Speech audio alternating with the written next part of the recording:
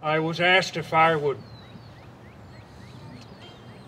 make some comments about the battles at Gettysburg, or at least my part in the dedication of the National Cemetery in that auspicious place.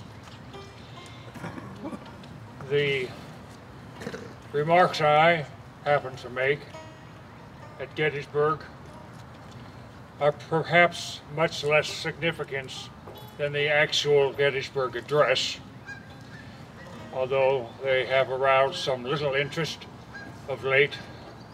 I was quite honored when Dr. Everett requested that my few brief remarks were added to the lovely Moroccan-bound volume of the Gettysburg Address, which included maps of the battles and several other significant events of that dedicatory day in November. I don't believe that the volume has sold any, but nonetheless it was an honor.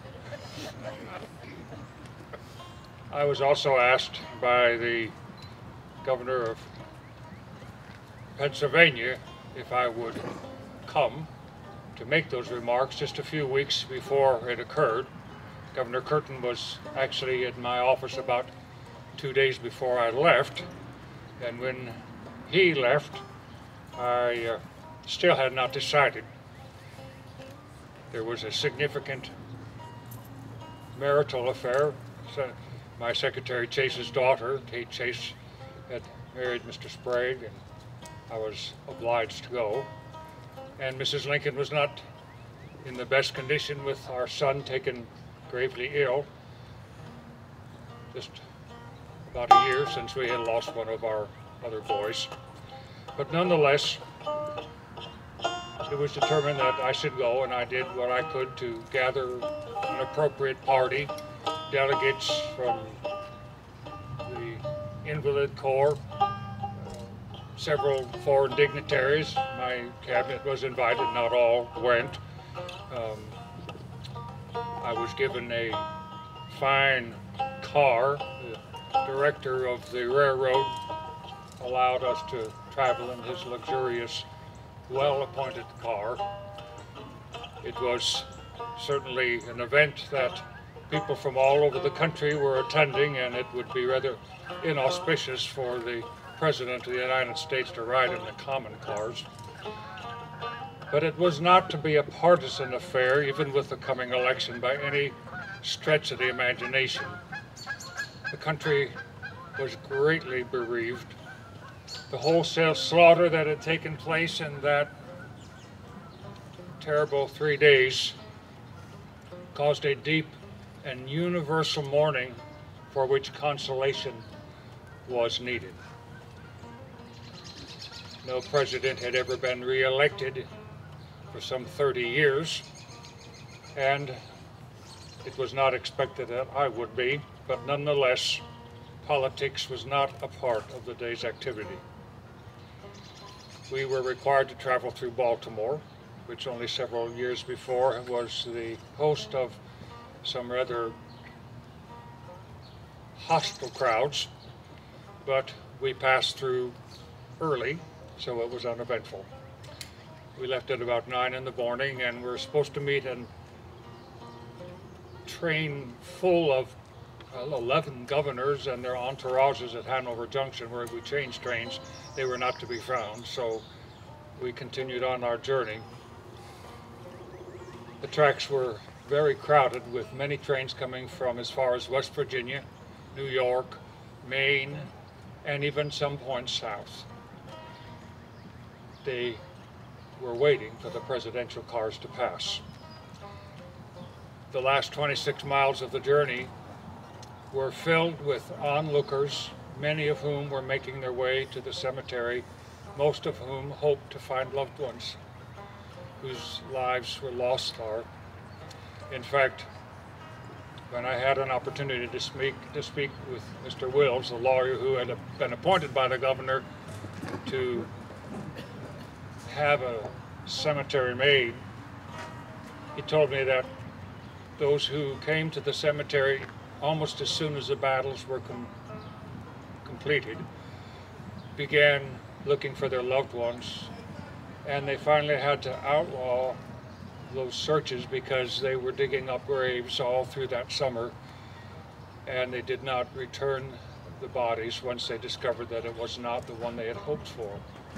And disease was of grave concern throughout the whole village. It became such a problem that the cemetery area and the battlefield area had to be guarded. Animals went out and desecrated the graves of those who had given their lives at that place. It is said that young people went out and kicked as many skulls that were lying about as though they were footballs. They were the bones of those brave and noble soldiers who had perished in that place. So the necessity was there to guard the graves, but now it was lifted, and thousands were making their way. There was no room, in fact, in the village. With the last few miles, most of the travelers had stopped, seeing that there was no opportunity for them to get farther, and began setting up their camps in the cornfields, some even laying in the newly plowed furrows that fall. When we managed to arrive, one of the members of our entourage was Dr. Everett's daughter and her husband, and we met them and Mr. Wills and several soldiers. The platform, which was not much larger than this, at the station, because it was encumbered higher than my head with coffins. Some of the bodies were being sent back home. That evening, as we went to Mr. Wills' home, there were those who visited me, some with political aspirations, most with maps and directions for the morning's activities. The sorts of activities that were going on were not all solemnities. There were hawkers in the streets all through the night, selling tours of the battlefield the following day after the ceremonies were to be completed, that had been going on since the day after the battle. The soldiers' bodies were desecrated.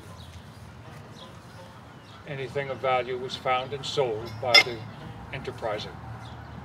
The need for solemn remembrance was never more felt in this country than at Gettysburg.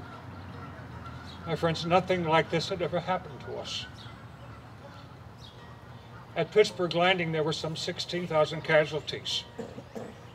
That's more than all the Americans that died in the Revolutionary War, the Second War with England, and the late Mexican War. At Gettysburg, there were over 40,000. It was a tragedy like we had never seen before, perhaps nowhere in the world. And so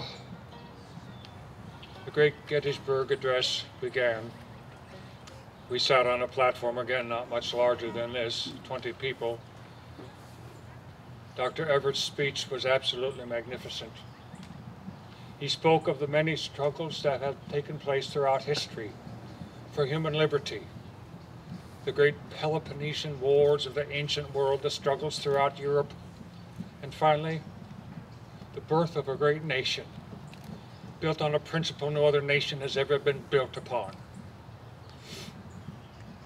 When it was over, Old 100th was played, and it was my turn to make my few brief remarks. And this is what I said. 77 years ago, our fathers brought forth on this continent a new nation, conceived in liberty, and dedicated to the proposition that all men are created equal. Now we are engaged in a great civil war, testing whether that nation or any nation so conceived and so dedicated can long endure. We are met on a great battlefield of that war. We've come to dedicate a portion of that field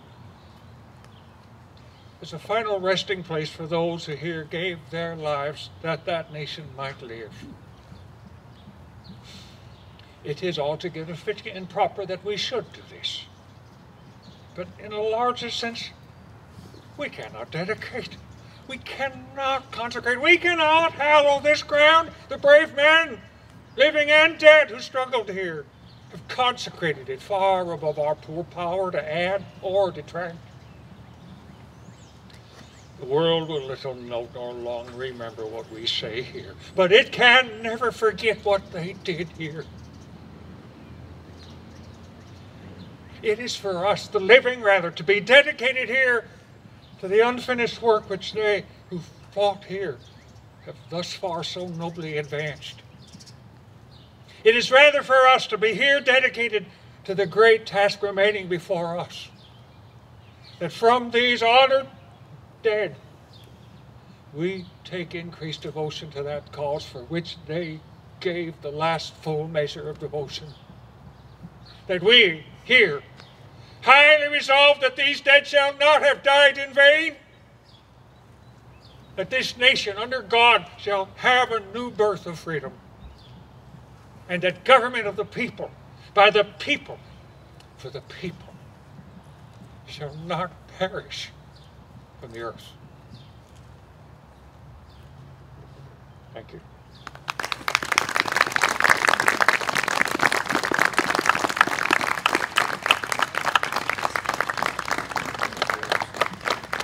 Thank you, Mr. President.